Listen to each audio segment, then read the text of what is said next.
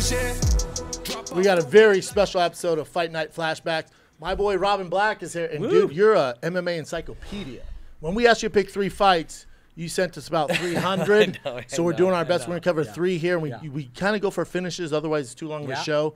Now you decided to kick it off with. Now I will say this is one of my least favorite fights for many reasons, but this is Ronda Rousey versus Holm. And this is, at the time, was the biggest gate in UFC ever in Australia. And I remember I was watching this with my, at the time, my girlfriend, now my wife. We were watching this in, we were in Napa Valley at a hotel. Drinking wine? Drinking wine. And I made sure that they put the UFC on for me. And, you know. So I wanted to select it not because...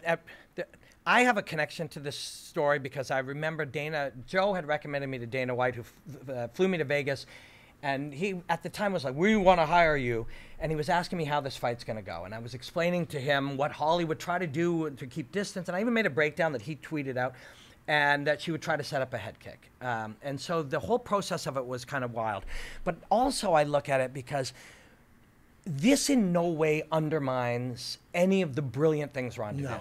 And that's, and you know, a couple of the fights I selected, I thought about them that way. People try to rewrite history.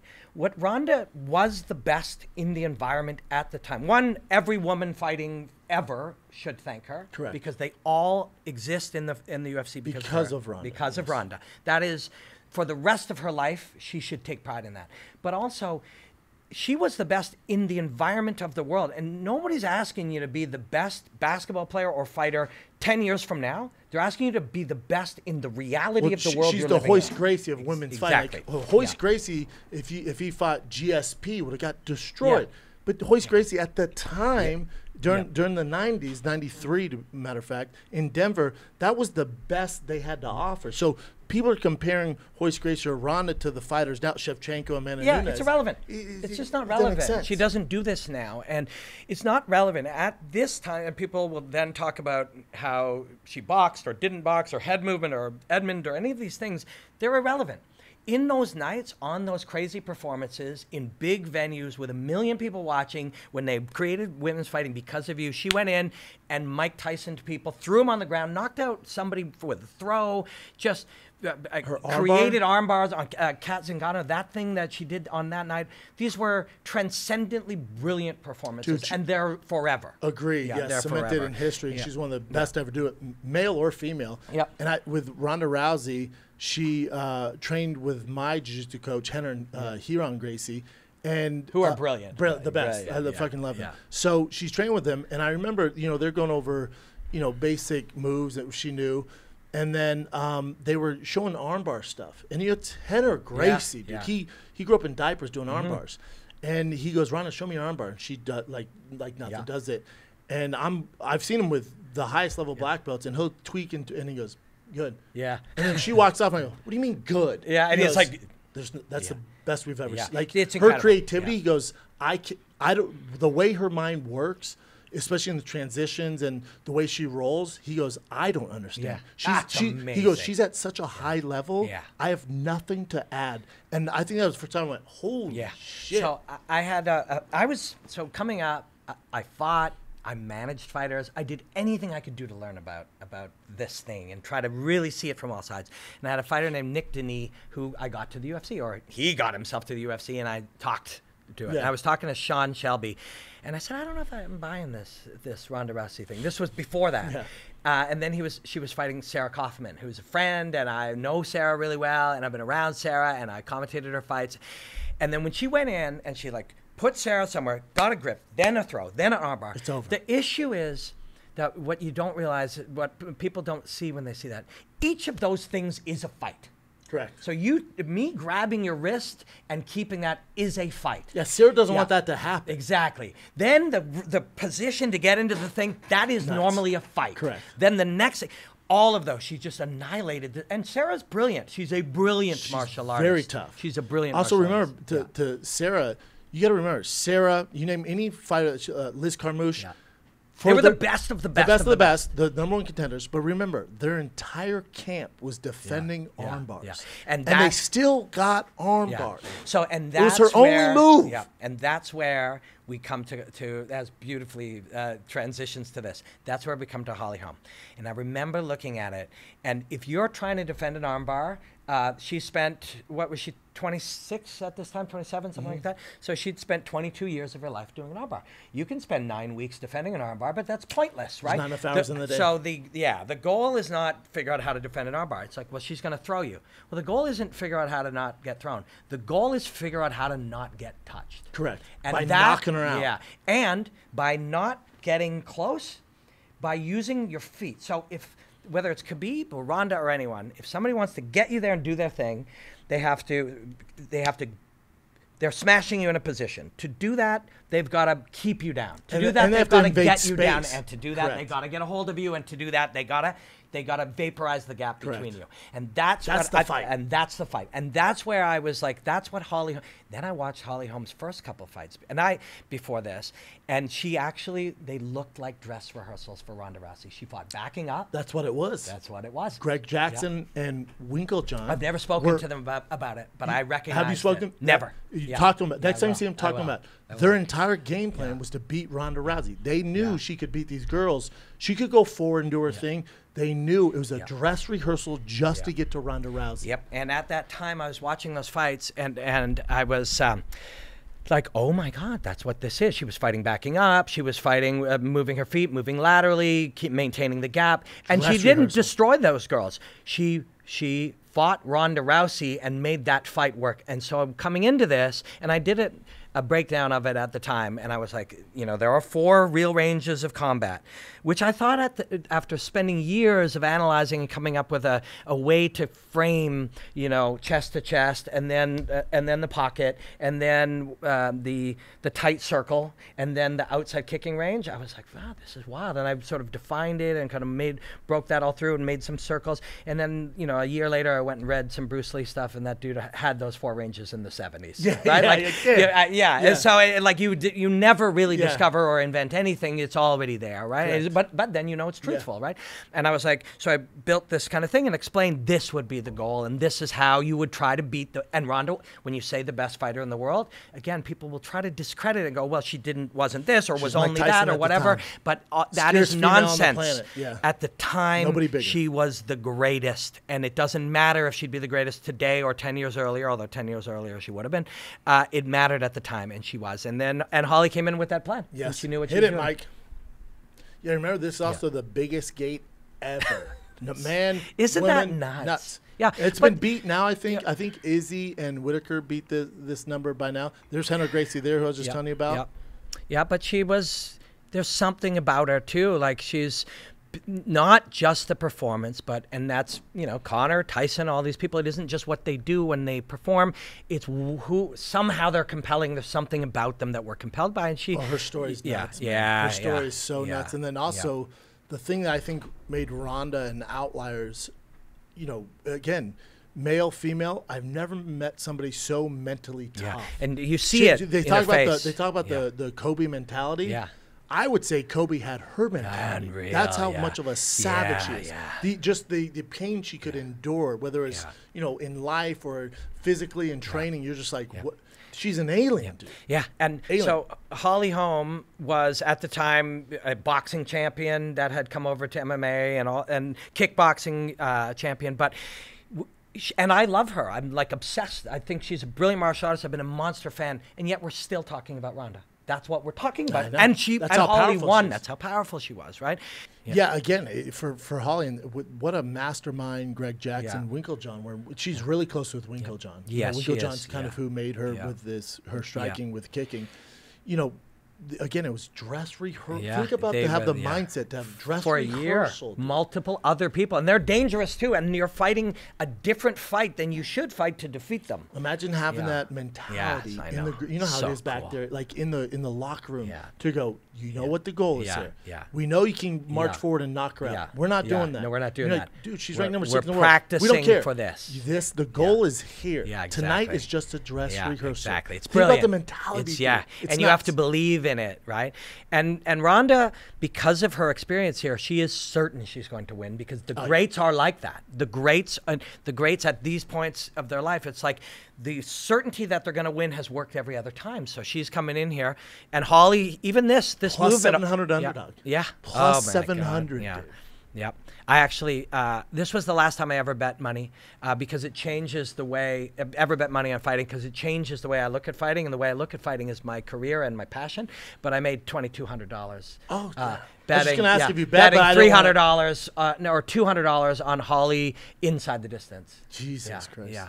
And then I was like, and it was cool, but then I was like, wait a second, my perspective changes when I've got money on it, and I can't change my perspective because I love. You'll be biased. Yeah, I'll be biased, but I also love this, you know. And, minus 1,200. Yeah. That's how big of a deal she was. I know, and she was worth. That was accurate. That was accurate. Yeah. And I mean, it doesn't matter how you try to rewrite history. On this night, that was accurate. She should have won the fight. Yeah. Looking back at it. So, but if we remember, again, like if you're trying to defend the armbar, you're screwed. So what you've got to do is prevent. They take a hot second. You have to prevent her from grabbing you and hit her and continue to hit her while keeping your feet moving to maintain the gap. And, you know, back here, people didn't talk about distance. Even the term distance management didn't really exist in fighting. You know how terminology constantly changes, what we see, how we relate to it. The idea of managing space just wasn't part of the conversation, not just of us who talk about fighting, but in gyms. I think the only person who was aware of distant management was GSP. Yeah, and the way he used his jab and set up the takedowns. Because you see Ronda just marching forward, man, with a technician, Holly, where that's not what you want to do. No, but you look at what are you going to do because you have to close the space, right? But Holly's going to beat you with footwork. See, she's pushing her to the cage, 2 or 3 punches. If she can get a hold of her, she's going to throw her, take her down, and armbar her arm off. And that's her mentality. I'm going to win all the micro battles and then do it. But Holly, look at her foot, the way she's moving. So she's not as good at judo. She's not as good at throws. She's not as good at grappling, but she can be better at footwork because she has a lifetime of it. And you see Holly just kind of, you can see it early on. Obviously, we know the outcome of the fight, but you see it early on. She's just tagging her. Although Ronda's a banshee in there, dude. Like, no fear, dude. Yeah. Again, it's like you can't rewrite history. Ronda was brilliant, and her mind was good. And like you said, like her Kobe had a Ronda Rousey mentality. That's real. Yeah, that's real. Look at it. Now, so she has an overhook, and she has the hand. So and that's you what better, she wants. you better beat this, or it's going to be too late. So Holly does. And then Ronda comes back in again. And look at her lighting her up there. Yeah. Now, and that's giving Holly confidence there. Yes. And also for Ronda. Everybody else was already out by now. The fights were all over. Correct. She gets you there, you're getting down. And for Ronda here, it has to be a little bit of like, okay, well, I'm dealing with a different animal. Yes. You know? But what? Oh, yeah. And that's nice. Ronda, against a severe boxer, right? But and best Ronda, striker at the time. At the time for sure, division. and maybe today still, like Shevchenko is a genius, I think Shevchenko, as far as technical wise, man or woman, top 3. To be honest, and people will somehow reference her last fight as somehow evidence against this, but that's Rose is one of the best too. 100%. Rose is one of the great strikers that's ever fought in mixed martial arts cages. And look at Ronda there trying to step. So here you might be screwed. Ronda's stepping over, but she's found answers, and she's fatigued her ever so slightly. And also Ronda here is so dangerous because those are unorthodox setups. I forgot about that moment, actually. Yeah, I forgot about that moment. But again, this is another token in Holly's bank account going, all right, took me down, got out of it. Got up. Against the wall, over, under, got out of it. So it's just, it's these investments. That's in her confidence. Yep, and it's all raising. It's getting interest, and she keeps moving. She knows just when to strike. She plays with the space and the gap and manipulates the negative space, the little void between them. And it's getting better for her, and it's getting slightly worse for Ronda. Yes. Right? And look at Holly, just so focused not really even breathing hard, and Ronda's giving and it then hard, marching forward. And all the way out, right? And now backing up again. Yeah. That check hook. And then look at Ronda trying to tie up. So look at this. She grabbed that wrist. I remember Faraz at the time saying to me, like, I just never seen that. She's punching, and she grabs the wrist in a punch. You just never see that. That was how badly Ronda wanted that grip and got it. But also for Ronda, all she needs is that wrist, and it's game, set, match. Wrist goes to arm goes to body goes to ground. That's credit to her, how brilliant she was. Name any other fighter today working. Yeah. All they need is a wrist, and this thing is over. That's right. At the highest level. Nobody. Yeah. And again, at this time, in this environment, with the living organism that is fighting the way it was, Ronda was the best ever at this time. And that left hand, that straight left, is landing every single time. Her mouthpiece is out, and she's still going forward. She still wants it, right? But and it's also a psychological thing. It's like for some people, the way through is forward, push more, harder. That's right. And that worked always, and it was beautiful as why she was what she was. But sometimes she wobbled her there. She got a good. She did. And she almost went for. And here, that's a crazy moment, and that was rehearsed as well. And there's Tony Hinchcliffe in the back standing up. You had to be working on that for a year or two as well, to when Ronda gets that position, turn it against her. Especially as a striker. But that's a mindset thing too. The idea, like we call something takedown defense, it's actually just a term we use. Truthfully, you don't give yourself one objective. You might hurt her, you might reverse her, you might you get on top. Takedown defense is a term we use, but it's not really accurate. You shouldn't have a single objective. Holly's objective there was actually reverse you. And because win the position, win the that battle. Again, the overall, even in the NFL, it's all these little battles. With the center, the nose guard, there's all the linebacker, the fullback. There's all these little battles going on. Hand battles, and in the UFC, there's all these little battles. Everything like we look at it, the grand scheme where it's this overall fight, but just Holly reversing that, taking it out. That's a win. Yes, that's money in the bank. Yeah, and it's, and so Holly at this point has established that this will work. We know what Ronda's going to do, which is what we expected her to do, which means we were accurate. She's faster, tougher, hits harder, and is even better than we expected, but we still, I think, won the round. That's what you'd be thinking if you're Holly, that right? left is connecting all day early on. And lands and out, right? And this is normal now. Oh, I forgot about that, too. It's so fun to watch these again. Oh, dude, I haven't seen this fight since I saw it live. Yeah, it's amazing. Ronda did better in that round than I remember even. And again, I love Holly Holm, and I respect it. So it's only a minute here till this happens. But we're talking about Ronda because she was special. Correct. And we talk about the narrative. People go, oh, Ronda was chinny. Yeah. How many times have we seen Ronda get hit in the chin by Holly Holm here?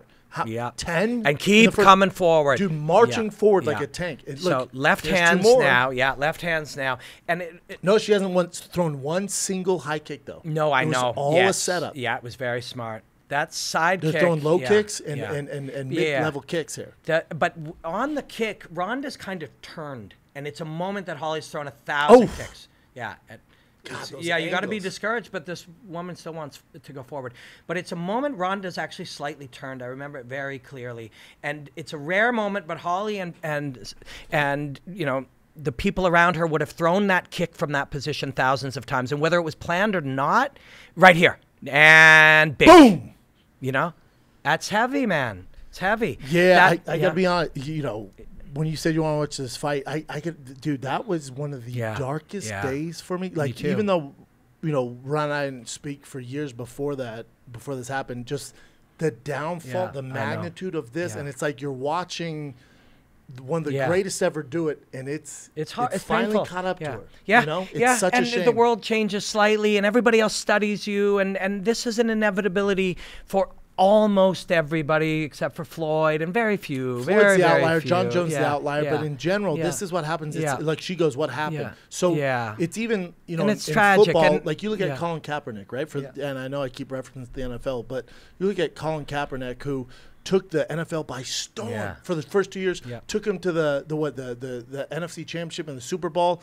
And then what happens is they have the off season, and the coaches sit down and go, all right, what's his weak points? We're going to force him to do this. And if he can't do that, he's not going to win football games. So with Ronda, the Jackson team for a year went, here's what we're going to do. What are we doing here? We are here to win. We've got somebody like Holly that isn't just here for the ride. She's here to win. And if we're going to win, we're going to have to target the top one. And Ronda was the top one. Yeah. Straight left. Yeah. And then slide the little drive by bang. Boom. Yeah.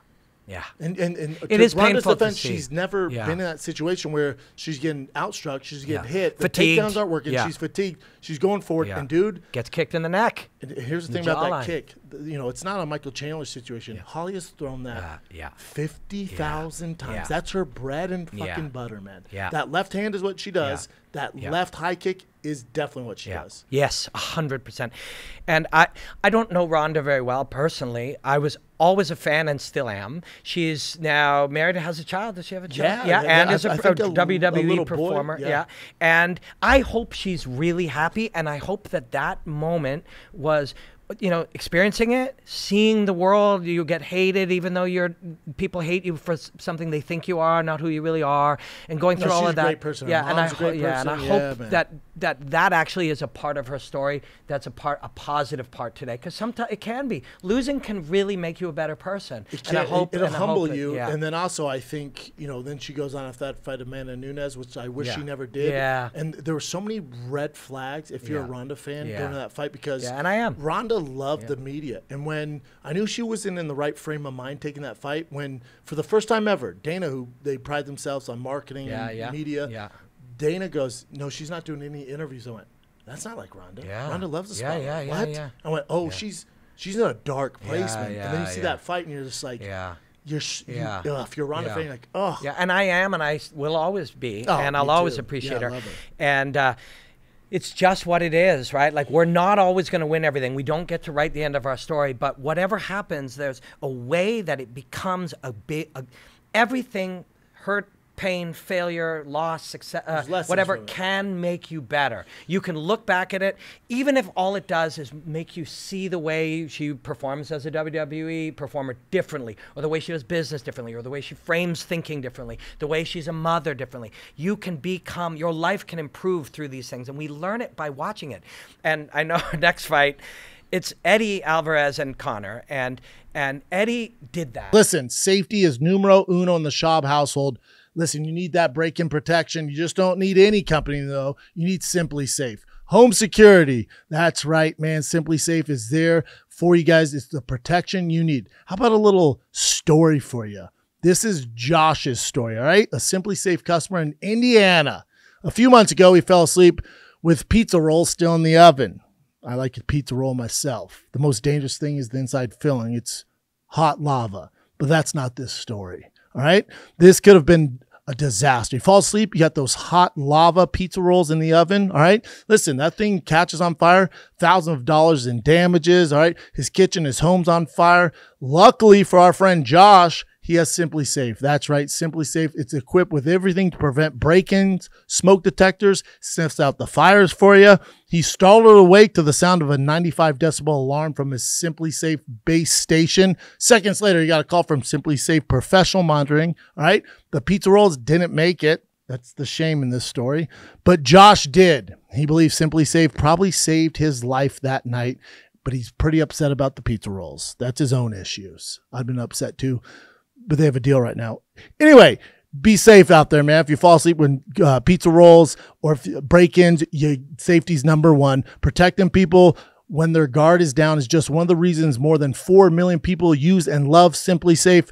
I have it. I swear by it. All right. Simply Safe system. They have 24/7 professional monitoring. All right. You always have someone looking out for you. Plans cost under $1 a day. $1 a day with no long-term contracts or hidden fees ever. You can customize the perfect system for your crib in just a few minutes at simplysafe.com/Schaub, SCHAUB. Go today and claim a free indoor security camera plus 20% off with interactive monitoring. Go to simplysafe.com/Schaub. And it actually really hurt me to do this one because I love Eddie Alvarez so much. King. He's my guy. If you're a hardcore fan, Eddie Alvarez on the forums was known and sold shirts as the Underground King. Because he's the Underground King. He's Philly's finest. And he was such a monster Bellator champion. You know, when we talk about his fights, and he fought in Pride. Oh, he's in one now. Like, he's the truest, you know. and he would suffer to win. Later in life, he found that maybe he doesn't have to, but at the time, he took pride. And I made a scale. It was called the Alvarez scale that analyzed how tough you could be, what you were willing. Bob Sapp on the bottom, Eddie Alvarez on the top. Right? And no disrespect to Bob Sapp, but a little bit. But I mean, Bob would show up and get hit. Yeah, and that's okay. I'm not. Most people who judge him would never even step in the thing. But as soon as he got hurt, he'd be like, you know what, forget it. The Dwight Howard MMA. Yeah. He was like built like Tarzan, you know, heart of Jane. Yeah, and you know, but the reason we got to look at this is hilarious. The Sapp Alvarez scale. You know, I've been doing this for such a long time, and I'm such an obsessive, and I'm so into it, and I want to look at it differently. And I know there's so much magic in these moments that we don't necessarily look at because we have a very structured language and way that we do these things. But yeah, Sapp Alvarez scale is a fun one. And Eddie Alvarez, I was celebrating him. But on this night, again, Conor McGregor, this is a level of performance of any kind, singing, dancing, acting, fighting, football, that is rare, one of the great performances of all time. Yeah, and I think Conor would beat anybody on this night. It's not a knock on Eddie Alvarez. I think this version of Conor would have beat any single 155er walking the earth on this night. On that this night at this time. Gegard Mousasi some nights is like that, where there's no one on earth that could beat Gegard Mousasi tonight. Agreed. And I think it's such a shame that UFC won't play ball with Bellator. I get it from a business standpoint. Yeah, the only real 85 fight I'm desperate to see on planet Earth. Gegard is so great. So insane. If that could happen, dude. So great. Because, you know, Gegard is just such a beast, man. Yeah. If you pause this just for a second, I talked to Eddie a lot about this fight. And in retrospect, he's like, and he knows this, and he's a real student of fighting and combat and stuff, but he's like, I just couldn't perform. But it is partly because of how brilliantly Conor is performing that creates that dynamic, that psychological mind dynamic. He said he knew Conor was fast and explosive and powerful, but he didn't realize he was that fast. And also the way it went from his hip to his face, he goes, I've never seen anything like it. In real time, I couldn't track it. It was almost like, you know, like and then you start falling behind, and then you start feeling frustrated and anxious, and Conor's getting better. Yeah, and he's inflating, and it's all happening. And he's a superhero. At this time, he was literally writing the life he wanted, creating the life he wanted for himself, which was why it was so amazing. Again, people will rewrite history. You know, he never defended this. He blah blah blah. It doesn't matter. On this night, this is as great a performance as you'll ever see in combat, or most any performance. And as you talked about on the sit down with me, is, you know, Conor spoke to you about how this fight's gonna go down. Yeah. If you see in the Aldo fight in the green room, he mimics. No, it was in the Aldo fight. He literally told me I'm gonna draw him into that dead space, and during this moment, I'll walk him into this. And then did you see him in the green? They have video of him going. He's telling his coach, "This is what's gonna happen." He's come forward. I'm gonna check, and it's gonna be over. And they're like, "Dude, focus on the fight." He's like, "No, I am. This is the fight. Yeah, this is the fight." Have you ever heard of anything like that? Ever? No. In any sport. And it's rare and wild, and it's a moment. And he was process driven, right? Like it was about becoming more than he was. It wasn't about winning. Winning would be a consequence of training and practice, right? And also look how Conor's touching him, dude. Like the smoothness. It's like butter, dude. Even just you know, offering different things. He knocked out Aldo and others with that left hand, but you'll see a few times in this one there's a double left backing up, where literally you're like, oh my God, he upgraded the weapon. Like it's the Matrix. Yeah. It really, and he's seeing everything. You know, this is more about the nervous system than it is. We'll say, oh, beautiful left hand. It's just a punch, right? It's about the performer. You know, it's not a beautiful CGD note. It's a beautiful guitar playing, right? As an artist, like it's not the punch. It's the neurology of the human, right? It's incredible. It really is. And look at where he is. He knows where he is, and he knows where you are. Eddie was like, I told myself we're going to wrestle and not box, and he said, like, suddenly I found myself boxing, and next thing you knew, I got left knuckles in the face. That's what he wants. There. Oh! That double left, backing up. And it's like, so against Aldo, it's one, and against Eddie, it is bang, bang, like while retreating. And that's not unheard of, but it just, it's so fast. Nanosecond, the reloading of that left hand is unheard of, dude. It's nuts. And it's vision too, right? You see Eddie too when he gets knocked down. He gets to his feet and goes like this. Holy shit! That's yeah. Yeah, and you know, and again, like I love Eddie. He is one of my true favorites with Cub Swanson and Conor. These moments of Conor McGregor is it's just so special and rare. Let me ask you this, Robbie. Do we ever see this again? Maybe. I don't think so. Maybe I not don't think, this. So if you're Conor, you are not shooting for this. You're shooting for some new version of what a wiser, more experienced human there again. And it's just unbelievable. And again, it's not about the punch. It's about the movement and about the seeing and about the neurology, the vision. You're right. The cerebral cortex drawing the information in and getting the motor cortex to operate in tenths of a second. You know, it's like hitting a fastball. And also his vision to analyze it in real time and process it, how fast he's processing. So it's called rapid perceptual decision making. That's what it's called in baseball. Rapid perceptual decision making, where your brain is making decisions. It's gaining information and it's algorithmically analyzing it and making decisions free of conscious thought. And is that because of repetitions? Like it's the motor skills? Yep, it's the same. It's like freestyle rap or jazz improvisation or hitting a fastball. The guy who hits a fastball doesn't say it's a fastball. He doesn't use any words because there's no time for words. No. It's rapid perceptual decision making. The cerebral cortex gains the information, triggers the motor cortex to do some pre-rehearsed, they call it an engram, a rehearsal that you've done so many times, your brain does it by itself. It's fucking cool, right? This is the kind of shit that I get excited about. And I'm obsessed with. Over time, you learn these things.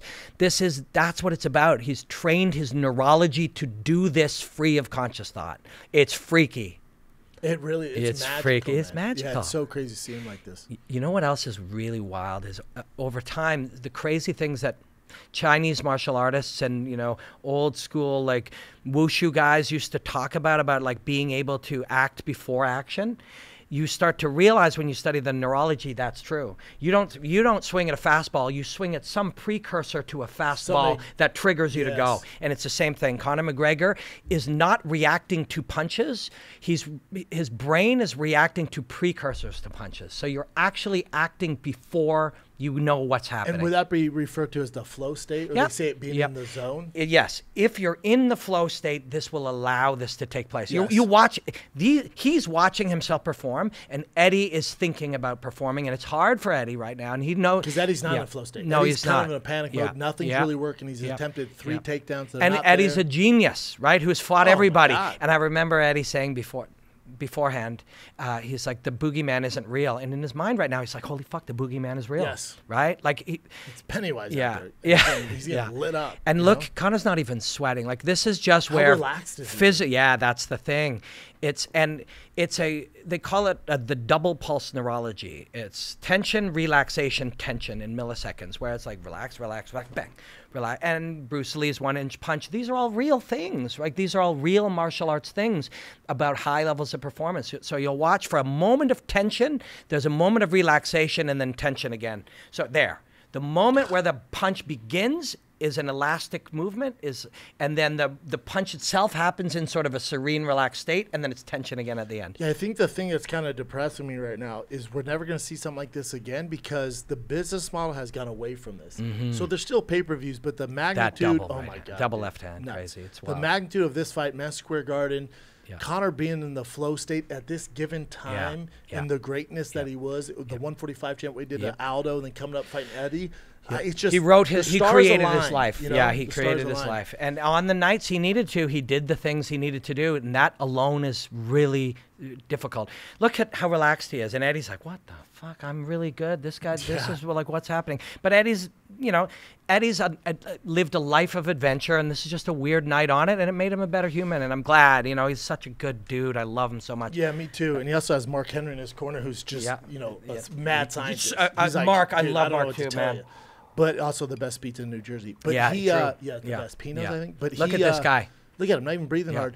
But also, another guy who attempted this would be Izzy Adesanya. When he went to 205, he shot for the moon.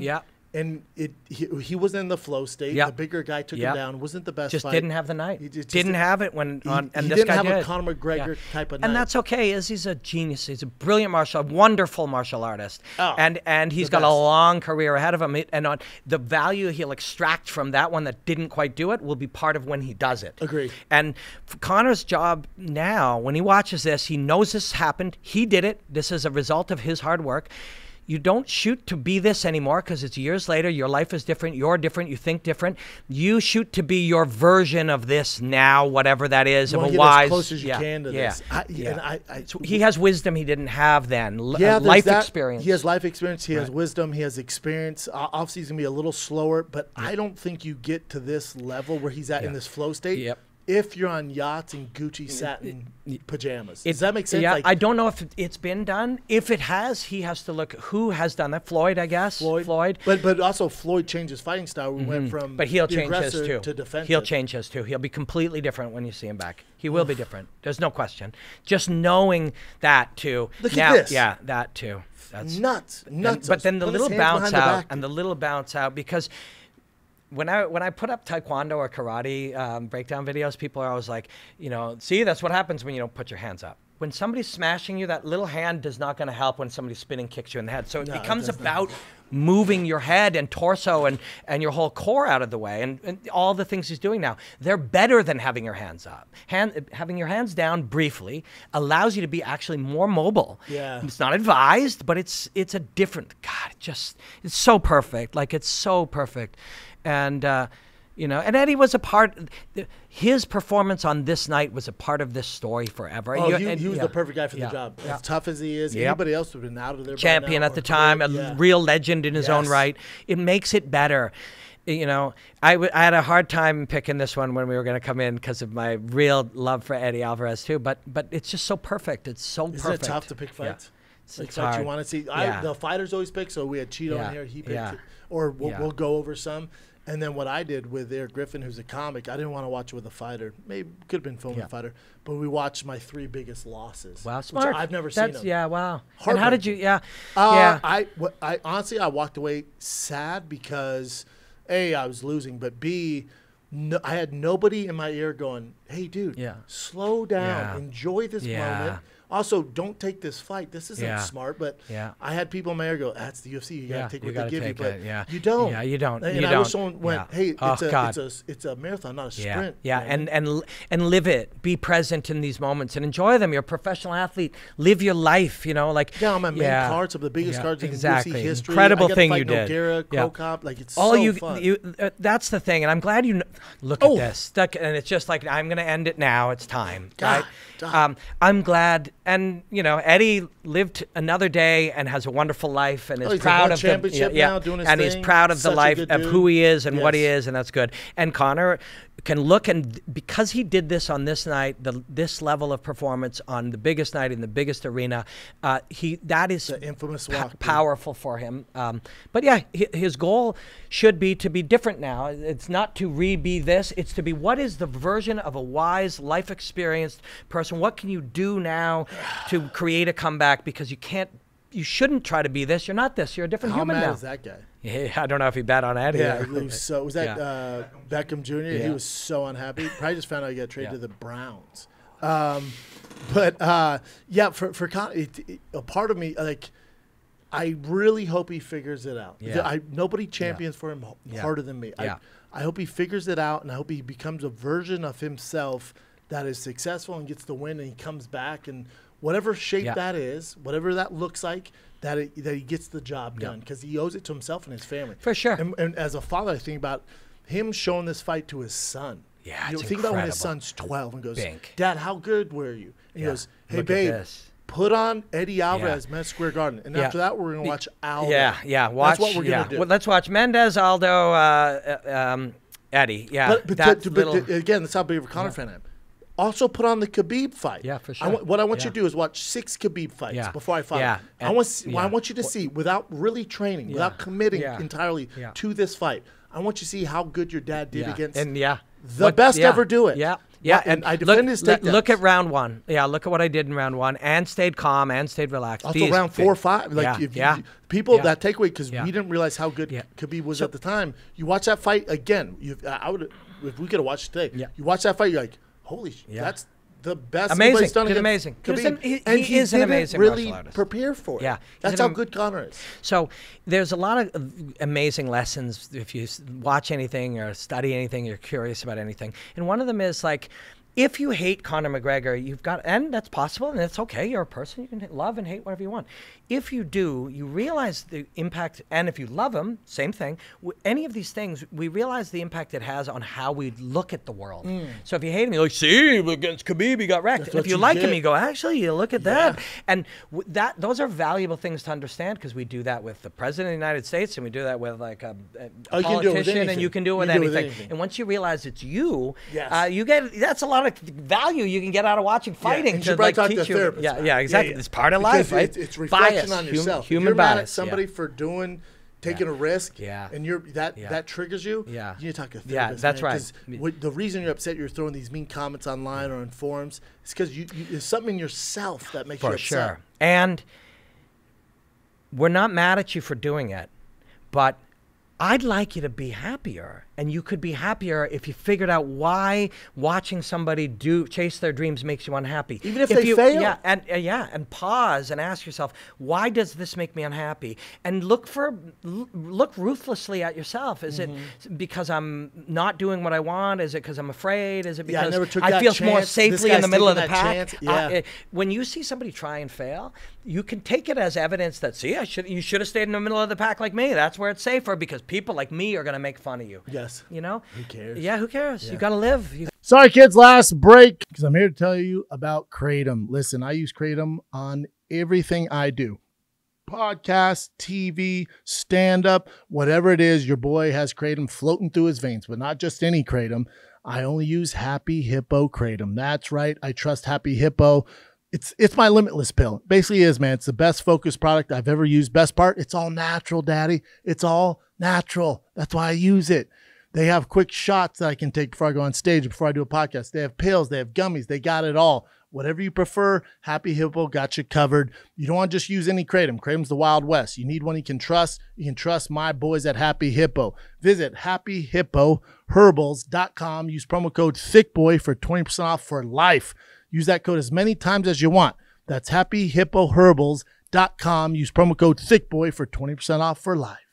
Now let's get back to the program. And now the last fight you picked. This is an interesting one. I mean, you're obviously a Jorge fan. Yeah, Jorge's my guy. I worked for him for his bare knuckle show, and he's great. Yeah, I love Jorge. Coming up when he was fighting, before he had the Darren Till and all these big moments, I was doing analysis of him when I was on Rogan's podcast, and we were talking about how special of a martial artist he is when he was sometimes winning and sometimes losing, because it isn't about just the results. It's about watching what the artist does. And I was always like, this is a rare and unique and special martial artist. I think what made him one of the biggest UFC stars today is he's always been this journeyman. Like, everyone always respected him. Everyone knew he would fight whoever, whenever. And then finally he got his due after the years. There's a beauty in that. There's where people go, oh, yeah, that's cool. If you know a story, like, oh, that's cool. Yeah, man. And again, like, he's on Kimbo Backyard fights on I broke YouTube. Those down too. He's 17, I think. He has a long ponytail. It's ridiculous. I broke those down too. Sick. But he, that on the other hand, you can take and go, hey, if it's just committing and not giving up and continuing to work hard even when it's challenging, sometimes you can take that out of him. You can go, hey, wait, I'm working hard at something in my life and it's not quite there yet. Well, maybe you just keep at it. Maybe you just stay with it. And maybe your time will come if you concentrate on getting better and being there and mentally for the prepared. moment. Exactly. When your name's called, if you're prepared, you put in the work. And it goes with comedy too. Louis C.K. took 20 years to pop. Bill Burr took 15 years to pop. Like, but imagine. And Bill Burr's so good. Why is he so good? Because of the hard work. The hard work. The preparation. So for Bill Burr, it was this moment that he didn't realize was going to blow him up. You know, they're doing this big comedy show and all these great comics. It's in Philly and the comics getting roasted, getting booed. And then Burr's up and Burr goes, I'm going to flip the script. I'm going to go at them. I'm going to make fun of their city. I'm going to make fun of the freaking statue. I'm going to do all this stuff. And then that was his moment. Where people were like, oh, this guy's hilarious. He won the crowd over. And he relaxed and he just did it. But before that is how many hours? I mean, Yeah. 30,000 hours to lead to that point? Actually, it's fascinating you mention that. We always talk about mastery is 10,000 hours. You start to realize later, it's like there's a different level at 20,000. Correct. And there's another level at 30,000. You don't get there and then now I'm good, I'll just chill. No. The goal is to see what you're capable of, to actualize your potential before you die. Yes. And let your kids see you doing that so they'll do that. Yep. That's the fucking goal. Going back to the first fight, Holly Holm. Yeah. I mean, think about how many times she threw that freaking head kick over the years, nonstop, for this moment that prepared her for Ronda to turn her back and then knock her out as a plus 700 underdog. Exactly. And Jorge, same thing. All his life, nothing. And it's a term. I like to just riff and let ideas come out, but there are sometimes I go back to the odd thing, and one of them I like to use is birds fly, fish swim, Jorge Masvidal fights men in cages, right? Yeah, and he said that to me one day, and years and years and years ago, and I just thought it was brilliant. He was like saying, I'm not trying to be a fighter. I'm not learning to be a fighter. This is what I am. That's all he knows. Right? And so I'll use that occasionally, and I'll drop somebody else's name in there, not out of disrespect to this brilliant martial artist, just because it's a cool thing. I said that about Fedor once, and it's a nice thing to say. And often I'll then credit him. When Joe Rogan says Bink on the UFC, he'll say, shout out to Robin Black. It's the kindest thing. Yeah, it's so cool. It's the kindest thing in the world. And so I'll try to do that with him. But Hit it, Mike. Yeah. Jorge Masvidal, Ben Askren. This was the interesting one because if people remember, nobody championed Ben Askren more than me and Joe Rogan. Yeah. We, for years, were begging Dana to get him in the UFC. So watch where he's leaning. Watch his nonverbal body language, his nonverbals. Watch Jorge. There's Ben. Watch Jorge. There's Ariane Celeste. Yep. Watch him now. Okay, chill, arms down. Watch, he's going to lean back with his hands behind his back. Yeah, he went, okay. Yeah, that is a nonverbal indication that you shouldn't. Boom! Yeah. You shouldn't be concerned, right? The knee is brilliant. I'm talking shit. Yeah. And that's him, right? Like, I don't judge that. That's organically him. Exactly. That I have no judgment for that. No, there's a lot of hype going into the fight. Yeah. Man, when you talk about top 3 knockouts in the UFC, that has to be up there. Ever. And it changed his life. He was, but so the knee, the double knee is brilliant, but it's this. That's what created that moment. Meaning the indicator that I'm not going to run into a flying knee. Getting Ben Askren's guard to come down? Yes. It is. It's art of war stuff. I forget the line, but it's like when you're far, make him think you're close. When you're close, make him think you're far away. When you're inactive, make him think you're active. So you think that was a 100% that was strategized. Wow. Also, you'll see Jorge. Makes the knockout cooler. Yeah. And they'll show it again. When he leans back against the cage with his hands behind his back, he is sending nonverbal communication that you shouldn't be too concerned right now. And it is 100% calculated. What it is 100. Warrior. I know, right? That's an art of war. It's a true. Look at him. Look at it. That's the moment that when he's leaning on the cage, that created the whole thing. And that to me, that's the genius of martial artistry, and that's the wisdom when we're talking, and there's a pump. And boom! So, and when Ben goes to take him down, and people will say, well, and we see it often. When you see a flying knee, you'll see a guy in the middle of a takedown. And actually, the brain will default. It's sort of like when a guy goes to catch a ball and the sun's in his eyes. Yeah. The brain will default to whatever it's programmed to do. And shooting for a double leg takedown during a knee is a weird fart of the brain, but you see it all the time. And it's not because some guy's stupid or why'd this idiot go for a takedown? Or it's because the brain just did that. And it's going to do that. Yeah. Wow. Yeah. And it does that. It doesn't know how to process the information, so it does the thing you've done your whole life. And so in those seconds, you've got Jorge's misdirection, art of war, inactive and seeming active. You've got the brain reacting to something in an unpredictable moment that it's unprepared for. There's so much happening in those seconds. 6 seconds or whatever. And who was the guy that Jorge punched in the back room?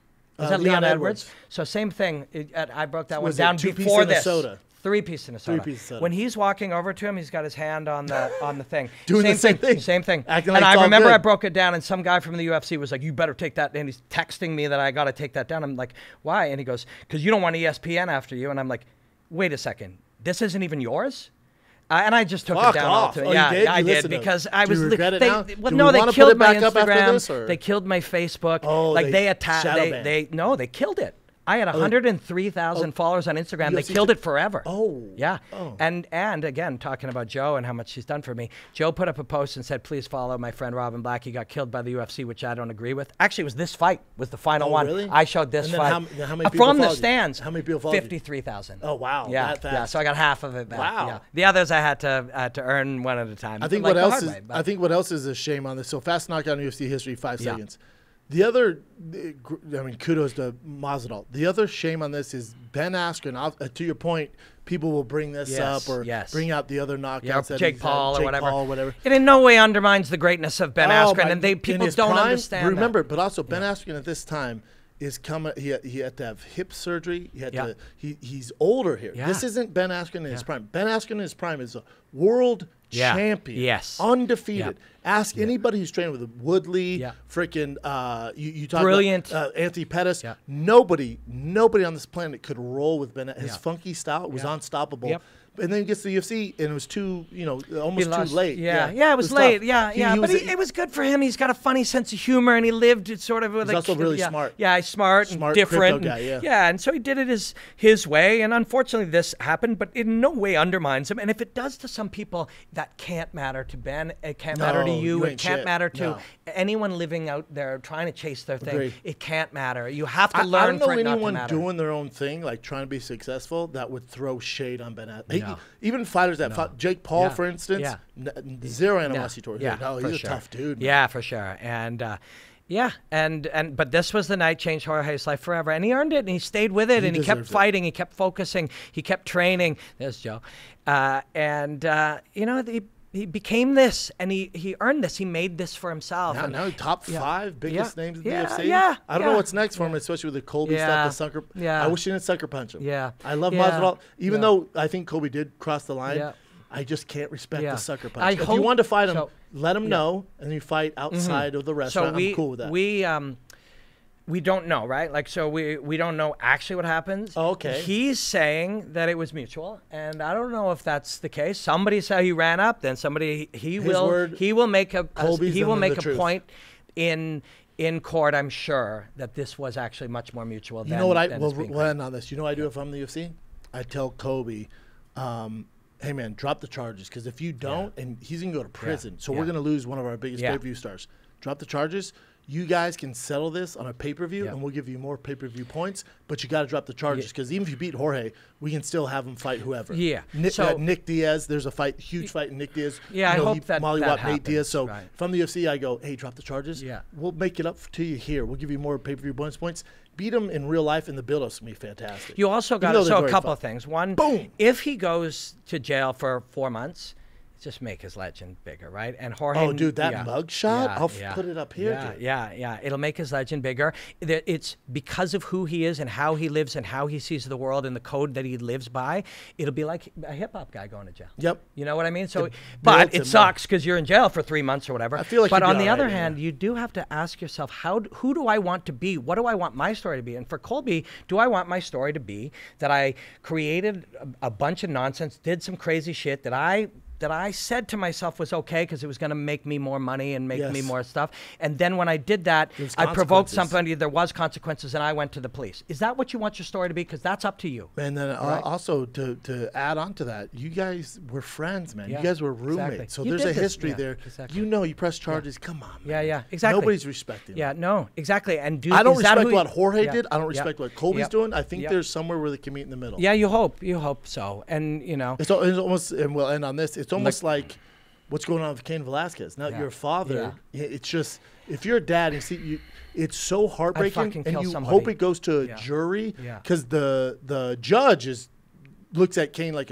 a human cockfighter, right? Older judge, female. That's not what we want. But it's going to go to a jury. You have to hope that jury has, some of them have kids, because they're going to go, oh, we can understand how he had a bit of rage when he found out what happened, and this isn't him, because 32 years prior to that, one of the face of the UFC, face of Mexican-American culture, outstanding person, outstanding father, captain of AKA. So it's like, so he had one bad moment in his life. So you're going to put him away for how long? Exactly. Also, you put him away, now his kids grow up without a dad for how long? 15 years minimum? Yeah. So it's like, How many lives do you want to ruin? If you and go the jury's gonna understand and that. ask 500 people who are fathers, if someone hurt somebody close in the family, their child, whatever, what would they do? And half of them will be like, I wouldn't want to kill somebody and go to jail and deprive my children of a father, but I think I would do it. Yes. When I imagine the only somebody person I'd do it harming for. my daughter Oh right my now, God. I would kill them. And I don't feel comfortable saying that, but I know that I'm speaking the truth. Understand it. I And know we need it. a jury to decide that. Yeah, I hope and that's so. what's going to happen. Hopefully I it's all hope right. so.